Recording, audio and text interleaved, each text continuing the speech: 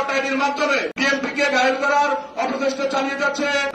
আওয়ামী লীগের লুঙ্গির নিচে লুকিয়ে ছিল। লক্ষ্মীপুরে বট বাহিনীর যে বট আইডি দিয়ে বিএনপির নামে অপপ্রচার চালায় তার সবচেয়ে বেশি আইডি, সবচেয়ে বেশি অপপ্রচার এই অঞ্চল থেকে হইতেছে। এইসব বট বাহিনীর বিরুদ্ধে আপনাদেরকে রুখে দিতে হবে। সংগ্রামে উপস্থিতি, আপনারা জানেন দীর্ঘ 17 বছর আমরা ফ্যাসিস্ট হাসিনার বিরুদ্ধে আন্দোলন করেছি, সংগ্রাম করেছি, যুদ্ধ করেছি।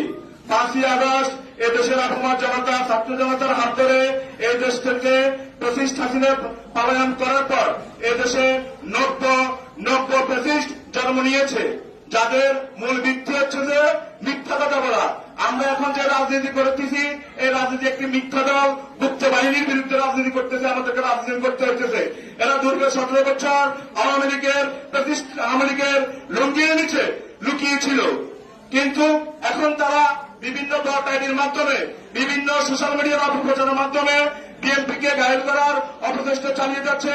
সংগ্রামে উপস্থিতি, আমরা যারা অনলাইনের অল টাইম বিএনপির অনলাইন যোদ্ধা হিসাবে কাজ করি, আমরা জানি লক্ষ্মীপুরে বট বাহিনীর যে বট আইডি দিয়ে বিএনপির নামে অপপ্রচার চালায় তার সবচেয়ে বেশি আইডি, সবচেয়ে বেশি অপপ্রচার এই অঞ্চল থেকে হইতেছে।